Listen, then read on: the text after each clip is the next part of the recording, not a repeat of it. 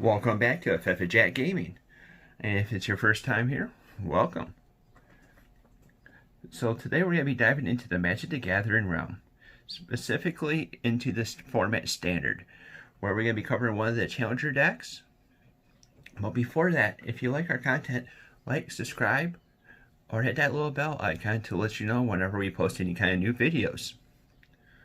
So Cavalcade Charge is the mono red deck. So the thing about these Challenger decks, this is supposed to be something that they end up introducing so a person could go grab a deck off the shelf and be able to play their standard event.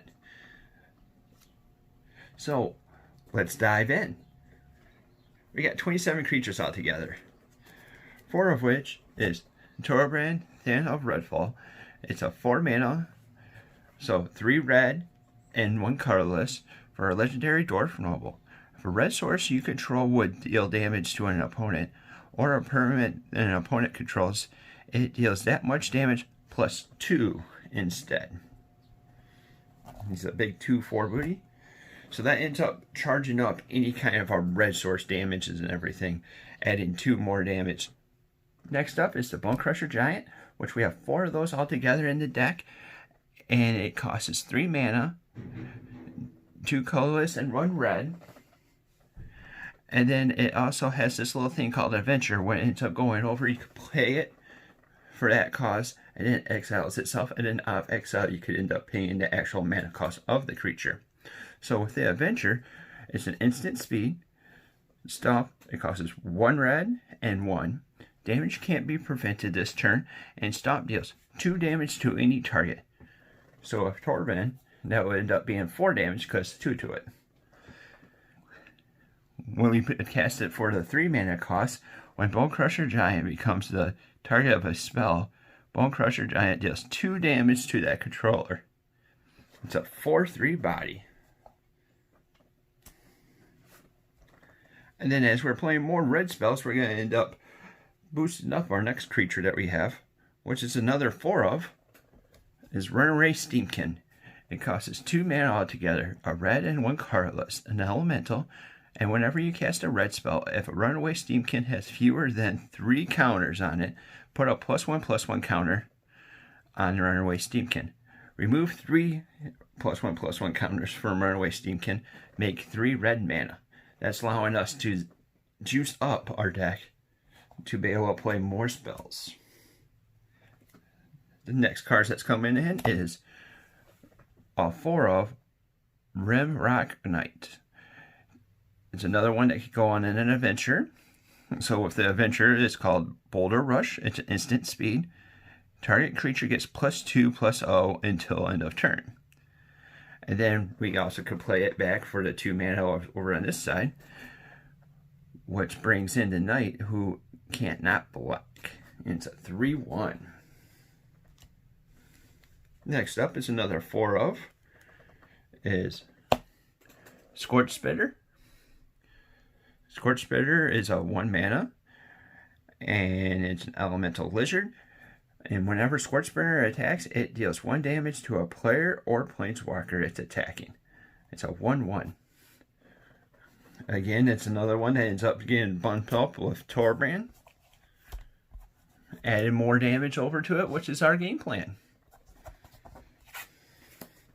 Another 4 of is the Fervent Champion. It's a 1 mana. Human Knight, first strike, haste.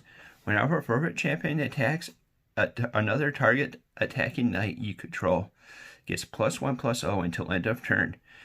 Equipment you activate that target Fervent Knight costs 3 less to activate. Our last creature is going to be a 3 of a 10th Street Dodger. Costs 1 red, it has haste.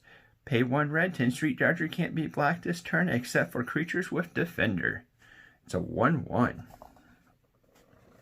Now with that, we covered the creatures. So now let's dive into the Planeswalker that we have in here. We have 3 Planeswalkers. Chandra, Acolyte of the Flame. It's a 3 mana Planeswalker, and it has 4 Lord Heat coming in, and it has a 0. Put a loyalty counter on each red planeswalker you control. The second ability costs 0. Create 2/1/1 elemental creature tokens. they gain haste. Sacrifice them at the beginning of the next end step. And then her -2 ability is you may cast a target instant or sorcery card with a converted mana cost of 3 or less from your graveyard. If that card would be put into the graveyard this turn, exile it instead. So, talking about sorceries, let's dive on over to that way. So, we have 4 sorceries, 4 of which is Light the Stage. It has a cost of 3, a red, and 2, but it also has a little thing called Spectacle, where you can cast this spell for a spectacle cost if the opponent lost some life this turn. Exile the top 2 cards of your...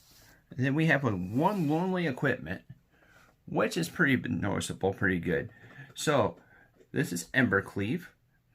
It costs 6 mana altogether, 2 red and 4. It's a legendary artifact. It's an equipment, obviously. It has flash. And then this spell costs 1 less to cast for each attacking creature you control. When Embercleave enters the battlefield, attach it to a target creature you control. Equipped creature gets +1/+1 and double strike and trample. Has an equipment cost of 3. That's playing with our Fervent Champion. Cavalcade of Calamity is a 2 mana, 1 red, and 1 colorless enchantment. Whenever a creature you control with a power of 1 or less, Cavalcade Calamity does 1 damage to that player or a planeswalker that creature is attacking. And you know, just a little bit more damage with it. Lastly, for the main deck is the lands. So altogether we have 21 lands, 3 of which is the Castle of Embereth.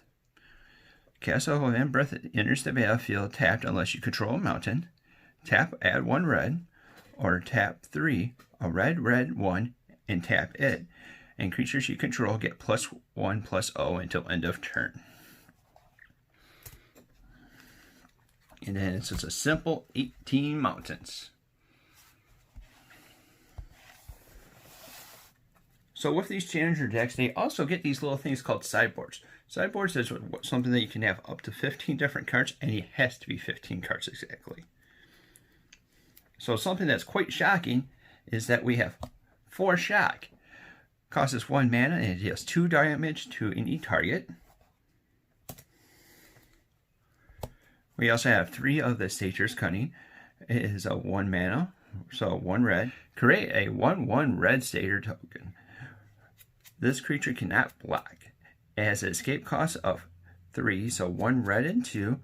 Exile 2 other cards from your graveyard. So once we end up playing it, we can end up playing it for the escape cost.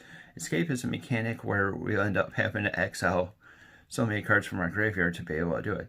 In this case, it's 2.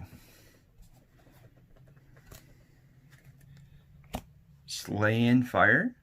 It's a 3 mana, instant speed, deal 3 damage to any target, and it has this little thing called Adamant. If at least 3 red mana was spent to cast this, it deals 4 damage instead. All those spells get buffed up with Torbran, making it add 2 more damage. Next up is Tibalt. He costs 3 mana. He comes in with 5 loyalties. Your opponents can't gain life.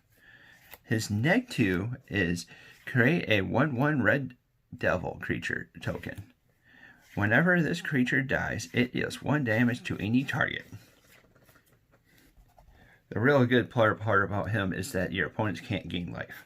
So with us being a red deck, we don't want that to happen because that kind of undoes everything that we end up doing. We have 3 of Experimental Frenzy. It's a 4 mana altogether, 1 red and 3 enchantment. You may look at the top card of your library anytime, so whenever we want to look at it, we can. You may play the top card of your library. You cannot play cards from your hand. And then pay 4 to destroy the Frenzy. So that's Cavalcade Charge, the Challenger deck. Tell us what you think about the deck. What kind of upgrades would you put to the deck? Tell us down in the comments down below. If you like the content that we're putting out, like, subscribe, and hit that little bell icon. to get a notification of whenever we put out new content. Until next time, see ya!